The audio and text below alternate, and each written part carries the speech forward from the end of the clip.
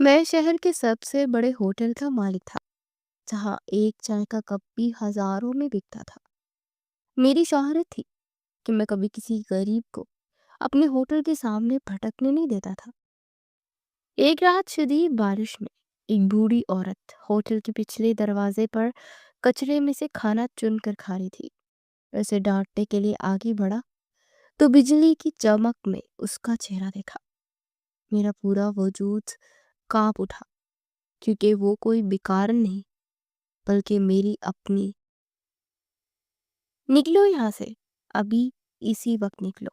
और अगर दोबारा मुझे तुम्हारी शक्ल इस होटल के 100 मीटर के दायरे में भी नजर आई तो मैं तुम्हारी टांगे तोड़ तुम्हारे हाथों में पकड़ा दूंगा। क्या तुम मेरी बात समझ नहीं आ रही? सिक्योरिटी सिक्योरिटी गार्ड कहाँ मर गए हैं तुम सब के सब? नौकरी से हाथ धोना चाहते हो या तुम्हें मेरी आदत का एम नहीं रहा? मैं चिल्ला रहा था और मेरा गला फटने के करीब था। मेरी आवाज रॉयल पैलेस होटल की लॉबी में गूंज रही थी और वहां मौजूद अमला खौफ से थर थर कांप रहा था। मेरे सामने खड़ा वो मैला कचैला लड़का जो शायद गुब्बारे बेचने की कोशिश कर रहा था, डर के मारे सुकड़ सा गया।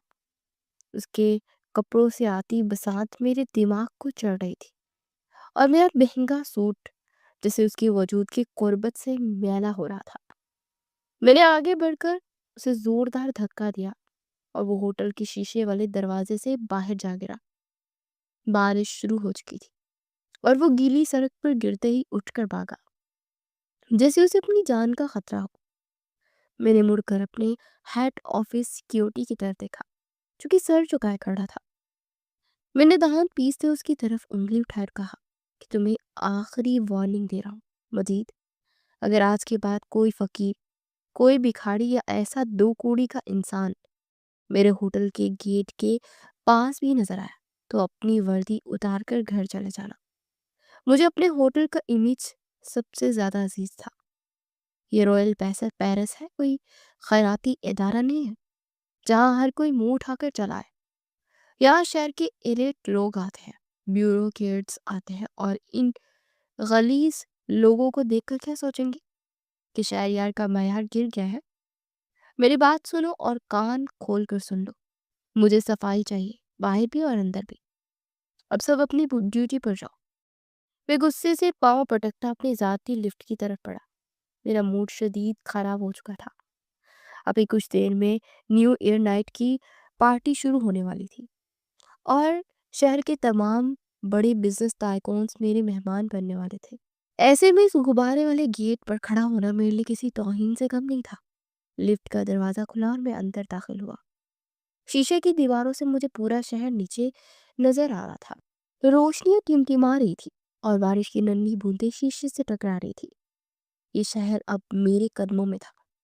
मैं शहरयार, जो कभी इस शहर की सड़कों पर जूतियां घसाया करता था, आज इस शहर की सबसे ऊंची इमारत का मालिक था। लिफ्ट टॉप फ्लोर पर रुकी और मैं अपने कुशादा ऑफिस में दाखिल हुआ, जहाँ की हर चीज मेरी दौलत और पसंद की आकाशी कर रही थी। मैंने अपनी कुर्सी पर बैठते एक लंबा सांस लिया और इंटरकॉम का बटन दबाकर कॉफी लाने का हुक्म दिया। मुझे अपने माजी से नफरत थी, इन गलियों से, इन लोगों से और इस गुर्बत से जिसने मेरा बचपन छीन लिया था। इसीलिए तो मैं अपने गिर्द ऐसी दीवार कड़ी कर ली थी जिसके अंदर कोई गरीब झांक पर भी नहीं देख सकता था। मैंने अपनी कलाई में बंधी रोलेक्स घड़ी पर टाइम देखा। शाम के 7 बज रहे थे। कुछ ही देर में मेहमानों की आमद शुरू होने वाली थी। मैंने खुद को पुरसुकून करने की कोशिश की, क्योंकि मुझे आज की रात सबसे ज्यादा खुश इखलाक और कामयाब बिजनेसमैन नजर आना था। मेज पर पड़े मेरे मोबाइल फोन की घंटी बजी और स्क्रीन पर जगमगाते नाम को देख मेरे लबों पर एक तंजिया मुस्कुराहट फैल गई। ये कदीर का फोन था, मेरे गांव से, मेरा चचा जात भाई और मेरी माँ का सरप्रस्त। मैंने फोन उठाया और कान से लगा। हेलो शहरियार भाई, क्या हाल है आपके? और कैसा चल रहा है आपका इतना बड़ा कारोबार? कदीर की चापलूसी से भरी आवाज मेरे कानों में गूंजी। मैंने कुर्सी की पुश से सर इकाए लगाए हुए कहा, मैं ठीक हूँ कदीर, तुम सुनाओ। फोन करने का वक्त तो तुम्हें खुद खूब याद रहता है। आज फिर यकम तारीख है ना, पैसों के लिए फोन किया होगा। تم نے؟ قدیر دوسری طرف سے ہنس دیا اور بولا، ارے نہیں نہیں بھائی جان، ویسے تو آنی جانی چیز ہے، میں تو بس آپ کی خیریت دریافت کرنے کے لیے فون کر رہا تھا۔ ویسے اگر آپ بھیج دیں تو اچھا ہے، چاچی جان کی دوائیاں ختم ہونے والی ہیں اور گھر کا راشن بھی ڈلوانا ہے۔ میں نے بازاری سے کہا، میں اچھا، یا ابھی اکاؤنٹنٹ کو کہتا ہوں کہ ٹرانسفر کروا دیتا ہوں۔ یہ بتاؤ، ماں کی حیثیت سے کوئی تکلیف تو نہیں نا؟ تم جانتے ہو میں یہاں بہت مصروف ہوں، اس لیے وہاں آ نہیں سکتا، لیکن ماں کو کسی چیز کی کمی نہیں ہونی چاہیے۔ میں جتنا پیسہ بھیجتا ہوں اس سے پورا گاؤں پل سکتا ہے۔ ماں کو رانیوں کی طرح رکھو۔ قدیر نے فوراً جواب دیا، ارے بھائی آپ فکر ہی نہ کریں، چچی جان تو بالکل شہزادیوں کی طرح ہی رہتی ہیں، نیا نوکر رکھا ہے ان کے لیے جو ہر وقت ہاتھ باندھے کھڑا رہتا ہے، وہ بس آپ کو یاد کرتی رہتی ہے۔ میں انہیں سمجھاتا ہوں کہ شہریار بھائی بہت بڑے آدمی بن گئے، پورے ملک کا نظام ان کے ہوٹل سے چلتا ہے، وہ خوش ہو جاتی ہیں اور آپ کو ڈھیروں ڈھیر دعائیں دیتی ہیں۔ ابھی بھی وہ اپنے کمرے میں آرام ہی کر رہی ہیں، ورنہ میں آپ کی بات کروا دیتا۔ قدیر کی باتیں سن کر مجھے ایک عجیب سا سکون ملا۔ یہ سکون پیسوں سے خریدا ہوا تھا۔ میں جانتا تھا کہ میں ایک اچھا بیٹا ہوں، کیونکہ میں اپنی ماں پر لاکھوں روپے خرچ کر رہا تھا۔ کون سا بیٹا آج کل کے دور میں اتنا خیال رکھتا ہے؟ میں نے سوچا اور خود کو تسلی دی، اچھا قدیر، ابھی میں 10 لاکھ روپے ٹرانسفر کروا رہا ہوں، ماں کے لیے سردیوں کے نئے کپڑے اور ہیٹر کا انتظام کر دے رہا، اور ہاں، انہیں کہنا کہ میں بہت جلد انہیں لینے آؤں گا۔ بس ابھی کچھ پروجیکٹس پھنسے ہوئے ہیں، جیسے ہی ٹائم ملا میں گاؤں کا چکر لگاؤں گا۔ قدیر نے جلدی سے کہا، جی جی بھائی ضرور، آپ جب چاہے آئے، ویسے آنے کی ضرورت تو نہیں ہے، میں ہوں نا یہاں پر سب سنبھالنے کے لیے، آپ بس اپنا کاروبار دیکھیں، آپ کا وقت بہت قیمتی ہے۔ چچی جان بھی یہاں یہی کہتی ہے کہ میرے بیٹے کا کام خوب خراب نہ ہو اور آپ بے فکر ہو کر پیسے بھیج دیں، باقی میں سب سنبھالوں گا۔ فون بند کرنے کے بعد میں نے سکون کا سانس لیا، چلو ایک ذمہ داری تو پوری ہوئی۔ میں نے فوراً اپنے اکاؤنٹنٹ کو فون کیا اور قدیر کے اکاؤنٹ میں رقم منتقل کرنے کا حکم دیا۔ مجھے لگتا تھا کہ دنیا کا ہر رشتہ اور ہر خوشی پیسے سے خریدی جا سکتی ہے، اور میں نے اپنی ماں کا سکون بھی خرید دیا تھا۔ مجھے کیا خبر تھی کہ جسے میں سکون سمجھ رہا ہوں وہ در حقیقت ایک ایسا دھوکہ ہے جو میری زندگی کی بنیادیں ہلا کر رکھ دے گا۔ میں اپنی ہی انا کے خول میں بند تھا اور باہر کی حقیقتوں سے انجان تھا۔ دروازے پر دستک ہوئی اور میرا اسسٹنٹ سمت اندر داخل ہوا۔ سر، مہمانوں کی آمد شروع ہو گئی ہے اور شہر کے میئر بھی پہنچ چکے ہیں، وہ آپ کو پوچھ رہے ہیں، سمت نے محتمانہ انداز میں کہا۔ میں نے کوٹ کا بٹن بند کیا اور کھڑا ہو گیا۔ چلو سمت، آج کی رات بہت اہم ہے، ہمیں یہ ڈیل فائنل کرنی ہے۔ میں پر اعتماد انداز میں چلتا ہوا آفس سے باہر نکلا۔ ہوٹل کا مین ہال روشنیوں سے نہایا ہوا تھا، مہنگے ترین فانوس اپنی پوری آب و تاب سے چمک رہے تھے، اور فرش اتنا شفاف تھا کہ اس میں چہرہ دیکھا جا سکتا تھا۔ ویٹرز مہنگی ترین ڈریسنگ میں ملبوس ادھر ادھر گھوم رہے تھے، اور ہلکی موسیقی نے ماحول کو سحر انگیز بنا رکھا تھا۔ میں سیڑھیاں اتر کر نیچے آیا تو سب کی نظریں مجھ پر جم گئی۔ یہ وہ لمحہ تھا جس کے لیے میں جیتا تھا۔ طاقت، پیسہ اور شہرت کا یہ نشہ مجھے بہت عزیز تھا۔ میئر صاحب نے مجھے دیکھتے ہی ہاتھ ہلایا اور میں مسکراتا ان کی طرف بڑھا۔ ارے شہریار صاحب، کیا انتظام کیا ہے آپ نے؟ واقعی رائل پیلس کا کیا مقابلہ ہی نہیں ہے۔ انہوں نے میرے ہاتھ کو گرم جوشی سے دباتے ہوئے کہا۔ میں نے عاجزی کا ڈرامہ کرتے ہوئے کہا، سر، یہ سب آپ لوگوں کی محبت ہے، ورنہ میں تو ایک ادنا سا انسان ہوں۔ لیکن میرے دل میں ایک آواز آئی کہ ہاں، میں واقعی خاص ہوں، میں نے سب اپنی محنت سے بنایا۔ وہ غریب اور کاہل لوگ جو قسمت کا رونا روتے ہیں، وہ میرے جوتے کی خاک کے برابر بھی نہیں ہے۔ پارٹی اپنے عروج پر تھی، لوگ کھا پی رہے تھے، ہنس رہے تھے۔ باہر بارش اپنے طوفان کی شکل اختیار کر چکی تھی، کھڑکیوں کے شیشے پر پانی زور زور سے ٹکرا رہا تھا، جیسے کوئی اندر آنے کی اجازت مانگ رہا ہو۔ مجھے باہر کا موسم اندر کی گرمائش میں اور بھی لطف دے رہا تھا۔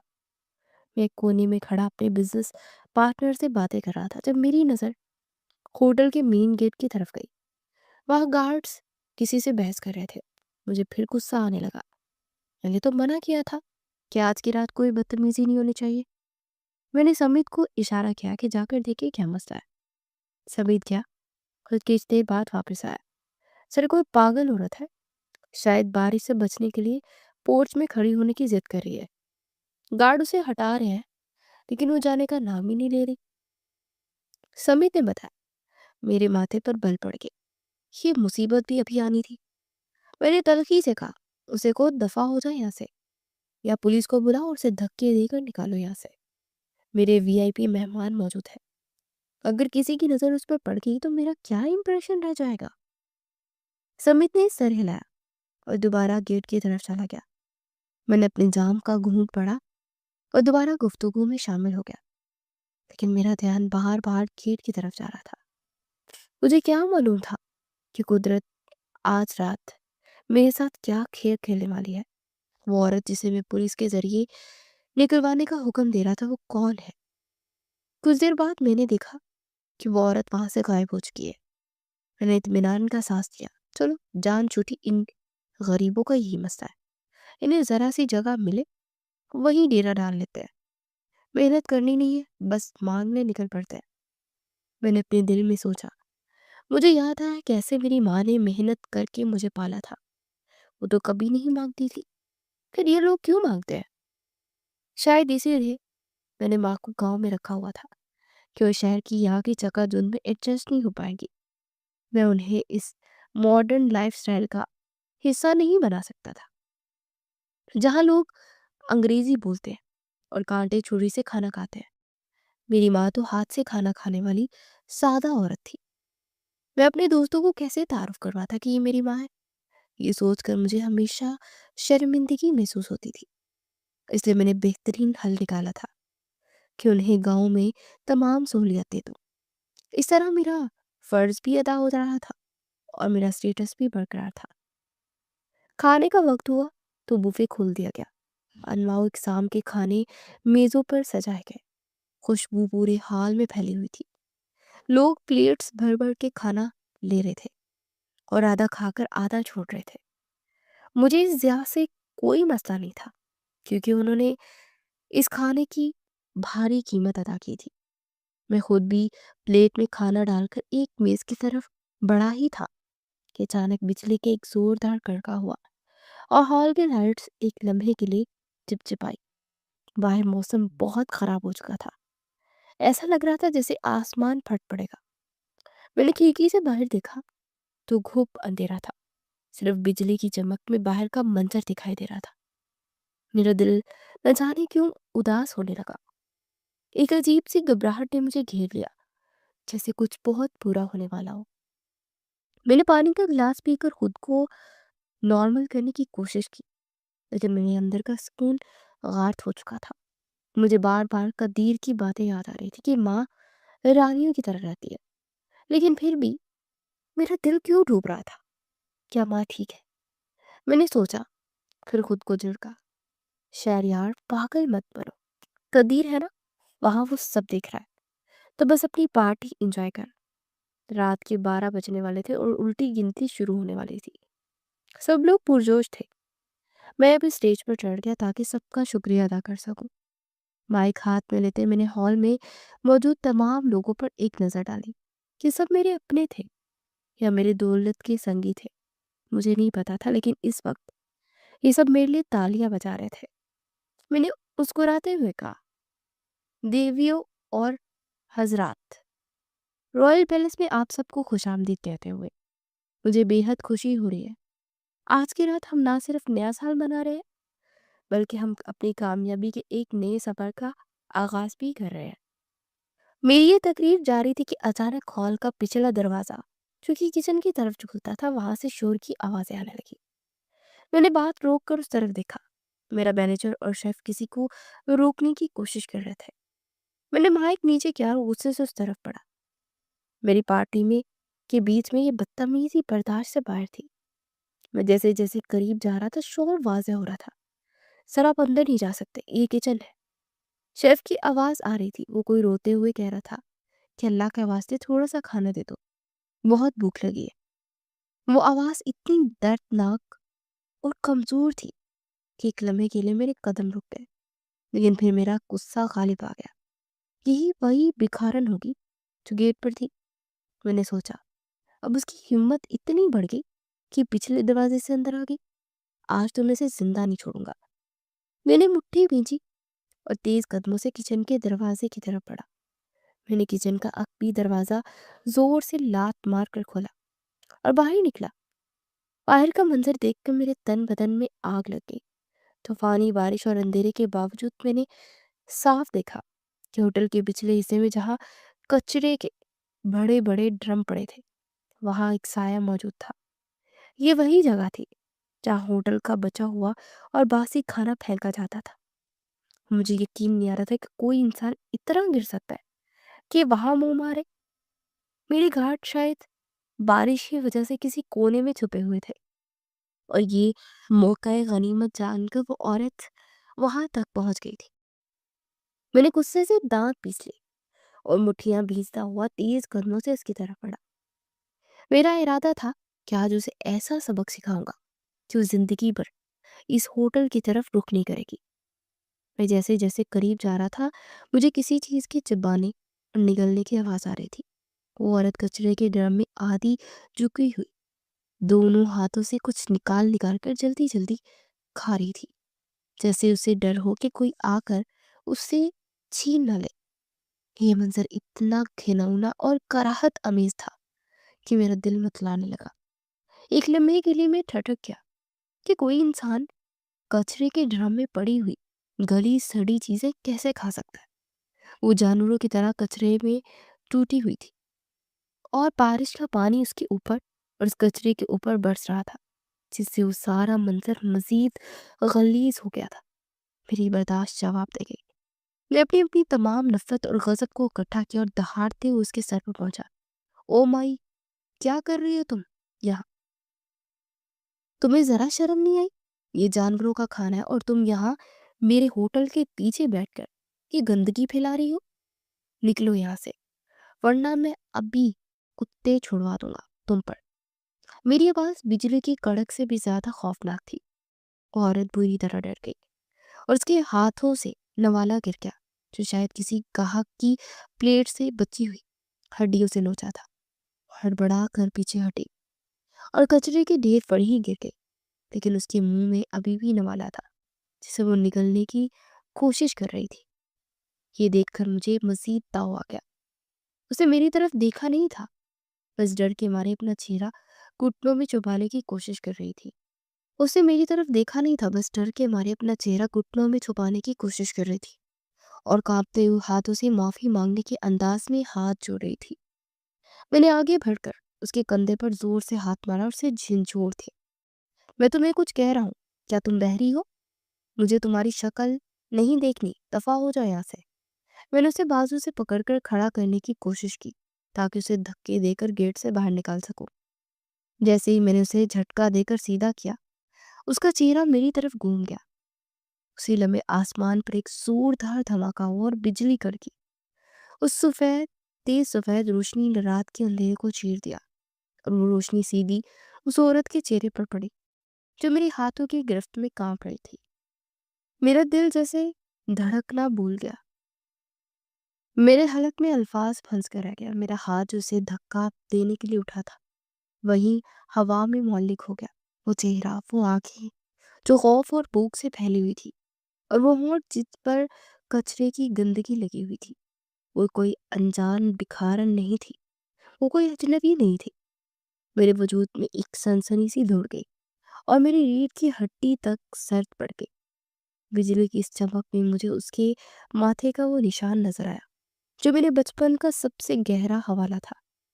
یہ نشان تب لگا تھا جب ابا نے اسے مارا تھا اور اس نے مجھے بچانے کے لیے اپنے سر آگے کر دیا تھا۔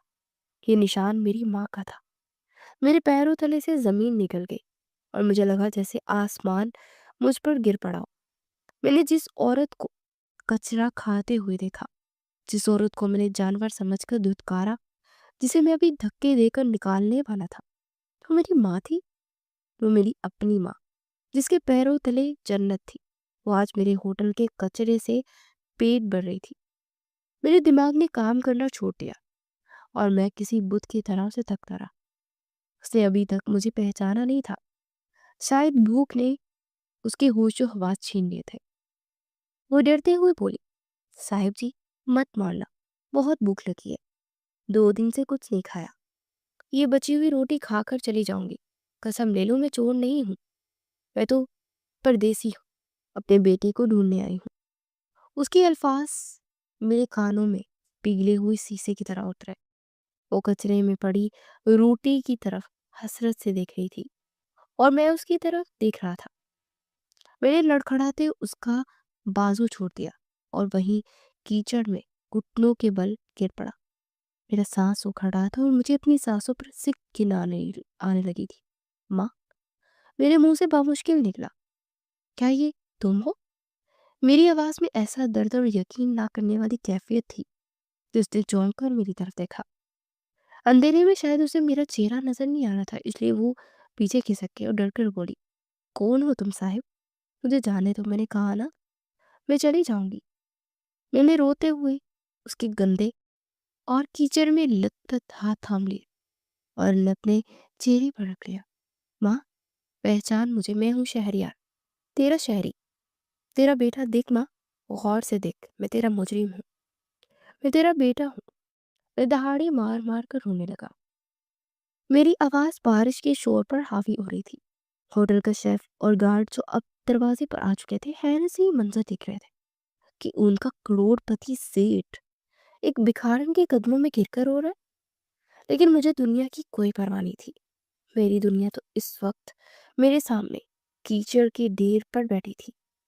ماں نے کانپتے ہوئے ہاتھوں سے میرا چہرہ چھوا۔ اس کی انگلیاں میرے آنسوں اور بارش کے پانی کو ٹٹول رہی تھی۔ شہریار، شہری؟ اس کی آواز میں یقین اور بے یقینی کی جنگ تھی۔ پھر اچانک اس کی آنکھوں میں چمک آئی اور اس نے مجھے گلے لگا لیا۔ ہائے میرا بچہ، میرا شہری، تو زندہ ہے، تو مل گیا مجھے۔ وہ دیوانہ وار میرا ماتھا چومنے لگی، میرے منہ کو چومنے لگی۔ مجھے لگا میں مر جاؤں گا۔ شرمندگی سے میرا کلیجہ پھٹ رہا تھا۔ اس نے مجھے سینے سے لگا لیا، حالانکہ اس کے کپڑوں سے کوڑے کی بو آ رہی تھی، لیکن اس وقت مجھے اس بو میں ماں کی خوشبو محسوس ہو رہی تھی۔ میں نے اسے خود سے الگ کیا اور اس کے کندھے تھام لی۔ ماں، یہ کیا حالت بنا رکھی ہے تو نے؟ تو یہاں کچرے پر، اور وہ قدیر، میں تو اسے ہر مہینے لاکھوں روپے بھیجتا تھا، اس نے کہا تھا تو رانیوں کی طرح رہتی ہے۔ میں نے چیخ کر پوچھا۔ میرا دماغ گھوم رہا تھا، مجھے سمجھ نہیں آ رہی تھی کہ یہ سب کیسے ہوا، کہاں گئے وہ پیسے، کہاں گیا وہ گھر جو میں نے بنوایا تھا۔ ماں نے روتے اپنی پھٹی ہوئی قمیض کا دامن نچوڑا اور ہچکیوں کے درمیان بولی، کون سے پیسے بیٹا، کون سا گھر؟ قدیر تو کہتا تھا تو ہمیں بھول گیا ہے، تو نے دوسری شادی کر لی۔ وہ کہتا تھا کہ تو ایک ڈھیلا نہیں بیچتا، اس نے تو تیرے جاتے ہی مجھ سے سب کچھ چھین لیا تھا، مجھے گھر کے ایک ٹوٹے ہوئے کمرے میں بند کر دیا تھا، مجھ سے نوکروں والا کام کرواتا تھا، میں لوگوں کے کپڑے سی کر اپنا پیٹ پالتی تھی۔ لیکن اب مجھ میں ہمت نہیں رہی تو اس نے مجھے گھر سے نکال دیا کہ جا کر اپنے بیٹے کو ڈھونڈ، اگر وہ زندہ ہے۔ ماں کی بات سن کر مجھے لگا کہ کسی نے میرے سینے میں خنجر کھونپ دیا ہو۔ وہ تو سب جھوٹ تھا، وہ فون کالز، وہ تسلیاں، وہ دعائیں، سب ڈرامہ تھا۔ میں نے اپنی ماں کی ذمہ داری ایک ایسے سانپ کو سونپ دی تھی جو میری ماں کا خون چوس رہا تھا، اور میں یہاں اپنی دولت کے نشے میں اندھا بنا بیٹھا تھا۔ میں سمجھ رہا تھا میں نے اپنا فرض ادا کر دیا۔ میں نے کچرے کی طرف دیکھا اور پھر اپنی ماں کے سوکھے ہوئے چہرے کی طرف، اور ایک زوردار چیخ میرے حلق سے نکلی، نہیں، یہ نہیں ہو سکتا۔ میں نے اپنی ماں کو بھکاری بنا دیا، میں نے اپنی جنت کو رول دیا۔ میں نے اسے وہیں باہوں میں اٹھا لیا۔ اس کا وزن اتنا کم ہو چکا تھا کہ مجھے لگا میں نے کسی بچے کو اٹھایا ہوا ہے۔ گارڈ اور شیف آگے بڑھے، سر ہم مدد کریں۔ میں نے خونخوار نظروں سے انہیں دیکھا۔ خبردار، جو کسی نے میری ماں کو ہاتھ لگایا، دور رہو سب کے سب، میں خود اپنی ماں کو لے کر جاؤں گا۔ میں نے اسے سینے سے لگایا، بارش میں بھیگتا ہوا ہوٹل کے اندر کی طرف بھاگا۔ ماں بار بار کہہ رہی تھی، بیٹا مجھے نیچے اتار دے، تیرے کپڑے گندے ہو جائیں گے، تیرے مہمان کیا کہیں گے، دیکھ میں کتنی گندی ہوں، مجھے پیچھے والے کمرے میں لے جائے۔ لیکن میں روتے ہوئے کہہ رہا تھا، نہیں ماں، اب تو وہاں رہے گی جہاں تیرا بیٹا رہے گا۔ اگر یہ ہوٹل تیری جوتی کے قابل نہیں تو میں اسے آگ لگا دوں گا، لیکن اب تو مجھ سے ایک پل دور نہیں ہوگی۔ میں اسے لے کر سیدھا لفٹ کی طرف بھاگا اور پارٹی ہال کے بیچ میں سے گزرنے کا فیصلہ کیا، کیونکہ اب مجھے کسی کی پرواہ نہیں تھی۔ میں نے لابی کا باہری دروازہ اپنے کندھے کی ٹھوکر سے کھولا اور اندر داخل ہو گیا۔ میری باہوں میں میری ماں، میری دنیا سمٹی ہوئی تھی، جو اس وقت کیچڑ اور غلاظت میں لت پت تھی۔ میرے ہوٹل کا مین ہال، جہاں کچھ دیر پہلے موسیقی گونج رہی تھی اور مہنگے ترین پرفیومز کی خوشبو پھیلی ہوئی تھی، وہاں میرے داخل ہوتے ایک عجیب سی خاموشی چھا گئی۔ شاید میرے کپڑوں سے ٹپکتا ہوا گندا پانی اور میری باہوں میں موجود وہ وجود سب کے لیے حیران کن منظر تھا۔ میوزک بند ہو چکا تھا اور تمام معزز مہمانوں کی نظریں ہم پر جمی ہوئی تھی۔ میری ماں نے شرمندگی اور خوف سے اپنا چہرہ میرے سینے میں چھپا لیا تھا۔ وہ کانپ رہی تھی اور بار بار دبی آواز میں کہہ رہی تھی کہ بیٹا مجھے نیچے اتار دے، لوگ کیا کہیں گے۔ لیکن میں نے اپنی گرفت مزید مضبوط کر لی۔ مجھے ان لوگوں کی نظروں کی کوئی پرواہ نہیں تھی۔ یہ وہی لوگ تھے جن کی خوشنودی کے لیے میں نے اپنی ماں کو گاؤں میں تنہا چھوڑ رکھا تھا۔ آج مجھے ان کے سوٹ بوٹ اور ہیرے جواہرات زہر لگ رہے تھے۔ میں ہجوم کے بیچ میں سے گزر رہا تھا۔ میرے دائیں بائیں کھڑے لوگ ناک پر رومال رکھ کر پیچھے ہٹ رہے تھے۔ ان کے چہرے پر ہمدردی نہیں بلکہ کراہت تھی۔ تبھی میرے ایک بزنس پارٹنر نے آگے بڑھ کر ٹوکنے کی کوشش کی، ارے شہریار، یہ کیا کر رہے ہو؟ اور یہ کون ہے؟ تم اسے اس حالت میں پارٹی کے بیچ میں کیوں لا رہے ہو؟ اس کی آواز میں وہی تکبر تھا جو کل تک مجھ میں بھی تھا۔ میں وہیں رک گیا اور اپنی سرخ ہوتی آنکھوں سے اس کی طرف دیکھا۔ میں نے چیخ کر کہا، یہ میری ماں ہے، ہاں یہ وہی عورت ہے جس کے صدقے آج میں اس مقام پر کھڑا ہوں۔ تم سب کو اس کی بو آ رہی ہے نا، مگر مجھے اس میں سے جنت کی خوشبو آ رہی ہے۔ ہٹ جاؤ میرے راستے سے۔ میری آواز کی گرج نے پورے ہال کو دہلا دیا۔ کسی میں ہمت نہ ہوئی کہ مزید کوئی سوال کرتا۔ میں نے قدم بڑھائے اور سیدھا وی آئی پی لفٹ کی طرف چل دیا۔ پیچھے کھڑے لوگ چاہ کر رہے تھے، لیکن میرے لیے اب ان کی کوئی اہمیت نہیں رہی تھی۔ لفٹ کا دروازہ بند ہوا تو میں نے سکون کا سانس لیا۔ ماں بھی سانس لے رہی تھی، اس کا جسم بخار سے تپ رہا تھا۔ میں اسے لے کر اپنے پینٹ ہاؤس والے فلور پر پہنچا، جہاں میرا ذاتی کمرہ تھا۔ میں نے اسے نرم بستر پر لٹایا تو وہ ہچکچانے لگی۔ وہ بار بار اپنے میلے کپڑوں کو دیکھتی اور پھر سفید چمکتی ہوئی بیڈ شیٹ کو۔ نہیں بیٹا، یہ خراب ہو جائے گی، مجھے فرش پر لٹا دے۔ اس کی عاجزی نے میرے دل کے ٹکڑے کر دیے۔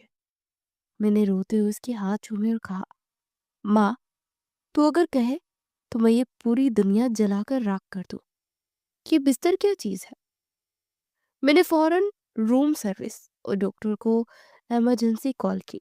میرا لہجہ اتنا سخت اور گھبرایا ہوا تھا کہ عملہ بھاگتا ہوا آیا۔ میں نے اپنی ماں کے جوتے اتارے تو میرے کلیجے میں ٹھیس سی اٹھی۔ اس کے پاؤں میں چھالے پڑے ہوئے تھے اور جگہ جگہ سے خون رس رہا تھا۔ یہ وہ پاؤں تھے جو میلوں پیدل چل کر مجھے ڈھونڈتے یہاں تک پہنچے تھے۔ میں نے گرم پانی منگوایا اور خود تولیہ لے کر اس کے پاؤں صاف کرنے لگا۔ ماں نے روکنے کی کوشش کی مگر میں نے اس کے ہاتھ تھام لیے اور بچوں کی طرح بلک پڑا۔ کچھ ہی دیر میں ڈاکٹرز کی ٹیم پہنچ گئی۔ انہوں نے ماں کا معائنہ شروع کیا۔ میں کمرے کے ایک کونے میں کھڑا دیوار سے ٹیک لگائی سب دیکھ رہا تھا، اور ہر گزرتے لمحے کے ساتھ میرا احساس جرم بڑھتا ہی جا رہا تھا۔ ڈاکٹر نے معائنہ کرنے کے بعد میری طرف دیکھا۔ اس کے چہرے پر تشویش تھی۔ مسٹر شہریار، ان کی حالت بہت تشویشناک ہے۔ یہ شدید غذائی قلت کا شکار ہے۔ ان کے جسم میں خون کی کمی ہے اور کئی پرانی چوٹوں کے نشانات ہیں جو شاید ٹھیک سے نہیں بڑھے۔ انہیں فوری طور پر ڈرپ لگانی پڑیں گی اور مکمل آرام کی ضرورت ہے انہیں۔ اگر مزید 24 گھنٹے انہیں کھانا نہ ملتا تو شاید یہ زندہ نہ بچتی۔ ڈاکٹر کے الفاظ ہتھوڑے بن کر میرے دماغ پر برس رہے تھے۔ میں نے لڑکھڑاتی آواز میں کہا، ڈاکٹر صاحب جو مرضی کیجیے، جتنا پیسہ لگانا لگائیے، بس میری ماں کو ٹھیک کر دیجیے۔ مجھے یہ مت بتائیے کہ وہ کتنی تکلیف میں تھی، کیونکہ میں جانتا ہوں کہ ان کی اس تکلیف کا ذمہ دار کوئی بیماری نہیں بلکہ ان کا اپنا بیٹا ہے۔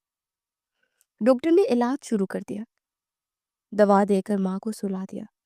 جب کمرے میں خاموشی چھا گئی اور ماں پرسکون نیند سو گئی تو میں ان کے سرہانے زمین پر بیٹھ گیا۔ میں اس کے سوکھے ہوئے چہرے کو تکتا رہا جس پر وقت سے پہلے بڑھاپا آ گیا تھا۔ قدیر کی بات میرے دماغ میں گونج رہی تھی، رانیوں جیسی زندگی، نوکر چاکر۔ میں نے اپنی مٹھیاں اتنی زور سے بھینچی کہ میرے ناخن ہتھیلیوں میں گھٹ گئے۔ میرے اندر کا غم اب غصے میں بدل رہا تھا۔ میں نے ماں کے ماتھے پر بوسہ دیا اور آہستگی سے اٹھ کھڑا ہوا۔ میں نے اپنا فون اٹھایا اور اب وقت آ گیا تھا کہ اس حساب کو برابر کیا جائے جو پچھلے 5 سالوں سے ادھار تھا۔ میں نے پولیس کمشنر کو فون ملایا جو میرا ذاتی دوست بھی تھا۔ میری آواز برف کی طرح سرد تھی جب میں نے کہا، کمشنر مجھے ایک بندہ چاہیے ابھی اور اسی وقت۔ اس نے میرے ساتھ جو کیا اس کی سزا موت سے بھی بدتر ہونی چاہیے۔ میں اسے عبرت کا نشان بنانا چاہتا ہوں۔ فون بند کر کے میں نے کھڑکی سے باہر دیکھا۔ بارش تھم چکی تھی لیکن میرے اندر کا طوفان اب شروع ہوا تھا۔ قدیر نے میری ماں کو کچرے تک پہنچایا تھا، اب میں اسے وہاں تک پہنچاؤں گا جہاں وہ موت کی بھیک مانگے گا مگر اسے ملے گی نہیں۔ میں نے فون بند کر کے میز پر پٹک دیا اور گہرا سانس لیا۔ میرے اندر کی آگ ابھی ٹھنڈی نہیں ہوئی تھی بلکہ کمشنر سے بات کرنے کے بعد اس میں مزید شدت آ گئی تھی۔ میں ماں کے سرہانے سے اٹھا اور وہیں موجود نرس کو سخت تاکید کی کہ ایک پل کے لیے بھی کمرے سے باہر نہیں جانا اور اگر ماں کو ہوش آئے تو فوراً مجھے اطلاع دینی ہے۔ میں نے اپنا کوٹ اٹھایا اور کمرے سے باہر نکل گیا۔ رات کے 2 بج رہے تھے مگر میری آنکھوں سے نیند کوسوں دور تھی۔ میں نے ڈرائیور کو گاڑی نکالنے کا حکم دیا اور سیدھا تھانے کا رخ کیا جہاں میرے حکم پر عمل درآمد شروع ہو چکا تھا۔ پولیس کی ٹیم نے میرے گاؤں میں چھاپا مار کر قدیر کو اسی عالیشان گھر سے گرفتار کر لیا تھا جو میں نے اپنی ماں کے آرام کے لیے بنوایا تھا۔ اسے وہیں سے گھسیٹتے شہر لایا جا رہا تھا اور میں اس کا استقبال کرنے کے لیے بے چین تھا۔ میرا دل چاہ رہا تھا کہ قانون کو ہاتھوں میں لے لوں اور اس کا وہ حشر کروں کہ دنیا دیکھے، لیکن میں اسے تڑپتے ہوئے دیکھنا چاہتا تھا۔ اسے اس بات کا احساس دلانا چاہتا تھا کہ اس نے کس کے مجرم بننے کی غلطی کی ہے۔ جب میں پولیس اسٹیشن پہنچا تو وہاں کا ماحول خاصا گرم تھا۔ کمشنر خود موجود تھے اور حوالت کے باہر سپاہی الرٹ کھڑے تھے۔ مجھے دیکھتے ہی کمشنر صاحب آگے بڑھے، مصافحہ کرتے ہوئے بولے، شہریار صاحب ہم نے اسے گرفتار کر لیا۔ وہ نشے کی حالت میں تھا اور شاید جوا کھیل رہا تھا۔ جب ہم نے ریڈ کیا تو وہ بار بار آپ کا نام لے کر ہمیں دھمکیاں دے رہا تھا کہ میرا بھائی اس شہر کا بادشاہ ہے، وہ تمہیں چھوڑے گا نہیں۔ کمشنر کی بات سن کر میرے لبوں پر ایک زہریلی مسکراہٹ آ گئی۔ میں نے کہا، اسے تفتیشی کمرے میں لاؤ، میں اس سے اکیلے میں ملنا چاہتا ہوں۔ کچھ دیر بعد 2 سپاہی قدیر کو گھسیٹتے ہوئے کمرے میں لائے۔ اس کی حالت بگڑی ہوئی تھی، مہنگے کپڑے جو یقیناً میرے پیسوں سے خریدے گئے تھے اب میل کچیل اور سلوٹوں سے بڑے ہوئے تھے۔ مجھے دیکھتے اس کی آنکھوں میں امید کی ایک چھوٹی سی کرن جاگی اور وہ ڈرامائی انداز میں روتے ہوئے میرے قدموں کی طرف لپکا۔ شہریار بھائی خدا کا شکر ہے آپ آ گئے۔ دیکھیں ان پولیس والوں نے میرے ساتھ کیا کیا، یہ مجھے آپ کے گھر سے اٹھا لائے۔ میں نے انہیں بتایا بھی کہ آپ کا بھائی ہوں مگر میری یہ سن ہی نہیں رہے۔ آپ ان کو بتائیں نا کہ میں کون ہوں۔ میں نے ایک زوردار ٹھوکر مار کر اسے خود سے دور کیا۔ وہ لڑکھڑا کر کرسی پر جا گرا۔ میں نے سامنے پڑی ہوئی کرسی کھینچی اور اس کے بالکل قریب بیٹھ گیا۔ میری آنکھوں میں ایسی وحشت تھی کہ وہ سہم کر چپ ہو گیا۔ میں نے انتہائی دھیمے मगर सर तैसे में पूछा, कदीर माँ कहाँ है? इस सवाल पर उसके चेहरे का रंग उड़ गया। वो हकलाया और नजरें चुराते हुए बोला, भाई वो तो घर पर सो रही होंगी ना, आप जानते तो है, वो बूढ़ी है, जल्दी सो जाती हैं। मैं तो उनका बहुत ख्याल रखता हूँ। आपको यकीन नहीं आता तो गांव में फोन करके पूछ ले। मैंने मेज पर जोर से मुक्का मारा और चीखा, झूठ मत बोलो कदीर, अपनी जुबान को लगाम दो वरना मैं इसे हलक से खींच लूंगा। तुम अब भी मुझे बेवकूफ बना रहे हो। तुम्हें क्या लगा था कि मैं कभी वापस नहीं आऊंगा या मेरी माँ कभी मुझ तक नहीं पहुंच सकेगी? वो कांपने लगा और पसीने में शराबूर हो गया। भाईजान कसम मेरे, मैं सच कह रहा हूँ, चची जान घर पर ही है, शायद कहीं इधर उधर निकल गई हूँ। बुढ़ापे में उनका दिमाग भी तो चल गया था ना, वो अक्सर घर से भागने की कोशिश करती थी। मैं अपनी जगह से उठा और इसके गिरेबान को दोनों हाथों से जकड़ लिया। मैं उसे झिंझोड़ते हुए कहा, तुमने मेरी माँ को पागल कहा, तुमने उसे घर से निकाला, तुमने उसे नौकरानी बना कर रखा, तुम मेरे भेजे हुए पैसों से गांव में अयाशी करते रहे और मेरी जन्नत को 2 वक्त की रोटी के लिए तरसाते रहे। मैंने सब देख लिया कदीर। मैं आज अपनी माँ को कचरे के ढेर से उठाया है, वही माँ जो तुम रानी बनाकर रखने का दावा करते थे, वो आज मेरे होटल के कचरे में रोटी ढूंढ रही थी। ये सुनते ही कदीर की आंखें फट गई। उसके वहमो गुमान में भी नहीं था कि उसका पोल इतनी बुरी तरह से खुल जाएगा। उसके पास अब कोई बहाना नहीं बचा था। वो मेरे पैरों में गिरकर गिड़गिड़ाने लगा, भाईजान गलती होगी, मुझे माफ कर दे। शैतान गालिब आ गया था, मैं लालच में आ गया था। मुझे लगा अब आप इतने बड़े आदमी बन गए, अब आपको इसकी बुढ़ैया की क्या ही जरूरत है। मैंने सोचा कि अब तो आप वापस भी नहीं आएंगे, तो क्यों ना मैं अपनी जिंदगी संवार लूं। मैंने इन पैसों से जमीनें खरीदी, गाड़ियां ली, मुझे माफ कर दे। मैं आपके सारे पैसे वापस कर दूंगा, बस मुझे जेल मत भिजवाए, ये पुलिस वाले मुझे मार देंगे। मेरी नफरत अपने अरूज पर थी। मैंने उसे ठोकर मारकर पड़े हटाया और कहा, पैसे? तुम समझते हो कि पैसों का मामला है? तुमने मुझसे मेरी माँ का सुकून छीना, तुमने उसे वो असियत दी है जिसका कुफारा तुम 7 जन्मों तक अदा नहीं कर सकते। तुमने उसे ये यकीन दिलाया कि उसका बेटा मर गया है या उसे भूल गया। तुमने एक माँ को उसके बेटे से बदगुमान करने की कोशिश की। ये कत्ल से भी बड़ा जुर्म है। मैंने कमिश्नर की तरफ देखा जो दरवाजे पर खड़े सब सुन रहे थे। मैंने कहा, कमिश्नर साहब, मैं चाहता हूँ कि इस बार वो तमाम दफात लगाई जाए जो कानून की किताब में मौजूद है। फ्रॉड, अमानत में खयानत, बुजुर्गों पर तशद्दुद और इक्तदा में कत्ल। इसकी जमानत नहीं होनी चाहिए और इसे ऐसी कोठरी में डालो जहां सूरज की किरण भी ना पहुंच सके। और इसकी सारी जायदाद जो इसने मेरे पैसों से बनाई है, इसे जब्त करके यतीम खाने में दे दिया जाए। कदीर चीखता रहा, रोता रहा, वास्ते देता रहा, लेकिन मैंने मुड़कर उसकी तरफ नहीं देखा क्योंकि अब मेरे दिल में रहम की कोई गुंजाइश नहीं थी। मैंने थाने से बाहर निकला तो आसमान पर फजर की सफेदी फैल रही थी। रात का अंधेरा और तूफान थम चुका था, लेकिन मेरे दिल का बोझ अभी भी भारी था। मैंने कदीर को सजा तो दे दी थी, लेकिन क्या उससे मेरी माँ के वो 5 साल वापस आ सकते थे जो उन्होंने जिल्लत और तकलीफ में गुजारे? क्या मेरे दिल पर लगा वो दाग धुल सकता था कि मैं एक नाकाम बेटा हूँ? मैं गाड़ी में बैठा और ड्राइवर को वापस होटल चलने का कहा। रास्ते पर मैंने यही सोचा कि इंसान कितना बेवकूफ है। वो सारी दुनिया को फतह करने निकलता है, लेकिन अपने घर की बुनियादों को खोखला छोड़ देता है। मैंने शीशे से बाहर देखा, शहर जाग रहा था, लोग अपने कामों पर जा रहे थे, लेकिन मेरी मंजिल अब सिर्फ वो कमरा था जहां मेरी माँ मौजूद थी। मैंने फैसला कर लिया कि अब मेरी बाकी जिंदगी सिर्फ और सिर्फ अपनी माँ की खिदमत में गुजरेगी, चाहे उसके लिए मुझे सब कुछ कुर्बान करना पड़ जाए। होटल पहुंचकर मैं सीधा अपने कमरे में गया। नर्स ही मौजूद थी। उसने मुझे देखते ही आहिस्ता से कहा, सर मुबारक हो, मरीजा को होश आ गया है। वो बार बार आपका ही नाम ले रही थी। ये सुनते ही मेरी थकन का फ- फूर हो गई थी। میں نے جوتے समेट कर कमरे में दौड़ लगा दी। माँ आंखें खोले छत को घूर रही थी। मुझे देखते ही उसके चेहरे पर एक कमजोर सी मुस्कुराहट उभरी। उसने हाथ उठाने की कोशिश की मगर लपक कर उसके मैं पाँव तक पास पहुंचा। उसके हाथ थाम कर अपने गाल पर लगा लिया। माँ, मैं आ गया हूँ। मैंने कदीर का हिसाब कर दिया। अब वो तुझे कभी तंग नहीं करेगा।